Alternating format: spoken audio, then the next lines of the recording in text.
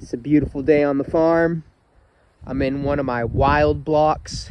These are all wild trees that planted themselves that were all toothpicks 3 years ago. I mean, they're not premium by any means, but where they were 3 years ago to where they're at today, absolute day and night difference. So I'm trying to get all my shearing done before harvest, which I'll be pretty close to getting it all done. I think I'll have to finish the rest up in spring before the buds break.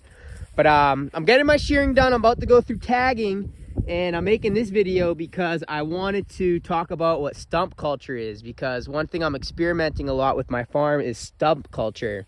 What is stump culture? Stump culture is when you cut a tree, but you leave the stump in the ground, and if you leave any fir branches on the bottom, they start sprouting new trees off of it. So one thing I do when I shear these trees is I prune the leaders, because at the top of these trees there's things called terminal buds.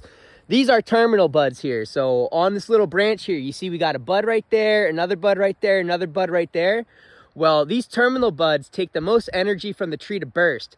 And what happens is when these terminal buds burst, they just keep growing, and a lot of these other buds that would otherwise be active remain dormant. So when you prune these terminal buds, it actually triggers a hormonal response in the tree to start growing out of these buds that would otherwise remain dormant. So the whole idea of shearing is to aim for the terminal buds, and when you prune the terminal buds, you actually get a fuller tree. It doesn't look like it initially because you take some off, but what's going to happen is because I prune these terminal buds, this bud here, there, those are all going to burst next year, and they're going to fill inward. So it's going to give you a fuller tree, which is what people want. You want a full looking tree. So I'm aiming for all these terminal buds to thicken the tree up. But another thing I practice in is a lot of basal pruning. And that's when I clean up the base of these trees. And the reason I do this is because when I'm pruning these trees, reclaiming them, I don't want the tree putting energy into these useless, bad-looking branches at the bottom. I want all the energy to go into here, go into the body, fill the top. So I exercise basal pruning, but I'm technical with it now where I'm observing stump culture. So this tree here is a perfect example. This is a tree that I'm going to give one more year to fill in because I want it to widen up a bit. You can see I hit all the terminal buds on the side. I could sell it this year as a number 2, but I would rather let it fill one more year and sell it as what's likely going to be a number 1 next year. And granted, I still need to take my pole pruner and hit the top because I can't swing my shearing knife that tall, but you can see I got more than a few terminal buds to hit, and I'll clean that leader up, make one single leader. But you can see I basal pruned this tree, and I got 2 foot of stumpage right there. And ideally for a Christmas tree, you want like a good foot to put in the base of a Christmas tree stand. I can't stand it when you get trees and there's like no stump to work with, and you have to basal prune the bottom yourself.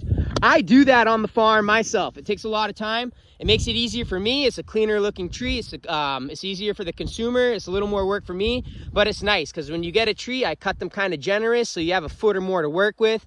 So if your tree's too tall, you can cut it even more without having to sacrifice a good looking base and a good set of bottom branches. But going back to stump culture, when I go to harvest this tree, I'm probably going to harvest it right about here. And you can see I pretty much cut everything above it, but I kept one little branch right here. I kept this little tree, and you can see this branch is already starting to grow upwards like a tree.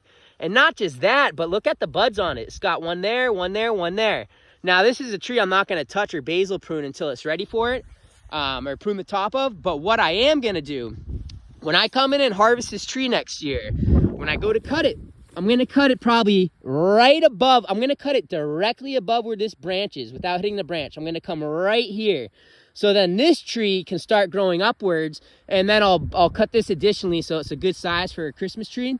But what I'm going to do is I'm going to make the most of stump culture, and then this little tree, I'm going to cut this tree, and then I'm already going to have one growing. So this is still going to have one more year of growth before I cut this. And then once I cut the top, that little tree is going to have the root system of what is about a 15 to possibly 20-year-old Christmas tree. This is probably a 15-year-old tree. So here's my theory, is by practicing stump culture and leaving a few branches on a couple trees, granted I don't do it on every tree. I only do it if the tree's ready for it or it's right for it. But let's see, I have another example back here. See, I kept one right here on this tree. Well, that's actually just another little tree growing next to him. I love it. I call them my wildlings. I have wild trees everywhere. I just move them around. But the whole theory is when I cut it above there, I have a little tree with the root system of a much more mature tree, which I get this tree to grow faster, it grows fuller, and I think by practicing stump culture, not only do I get a tree that planted itself, but I have a tree already growing with an established root system. So essentially I can probably turn this tree around in 4 or 5 years versus having to wait 7 to 8 years, which is the time you have to wait when you plant a Christmas tree. See, I got another one right here. I kept the one branch on this whole tree. You could leave multiple, but I'll just leave one. So what's gonna happen is next year, this is probably gonna be the established leader that's gonna start growing up. And when I go to harvest this tree, which this one too will probably be ready next year, I'm gonna cut this tree right here. This tree will take off, and it's nice because look, it's already a foot off the ground, so it doesn't have to compete with the weeds as much, has the root system of a mature tree. I bet you, I don't know if there's data to back this up, and maybe I'll be the pioneer to bring this data to the industry, but I bet you this tree is gonna grow at least 2 to 3 years faster than planting a transplant from the nursery. And the beautiful thing is, I got 2 Christmas trees to harvest that I didn't have to plant myself. So that's what stump culture is. I'm gonna test it out. I'll check up in a few years. See, I kept another one right here. This one's already starting to look like a tree. So when I cut it, I'll cut it right there. That way the tree gets sunlight from all sides, because with this stump existing right here, this side's not gonna fill in nice, but as soon as I cut it there, give it a couple more years, you won't even know.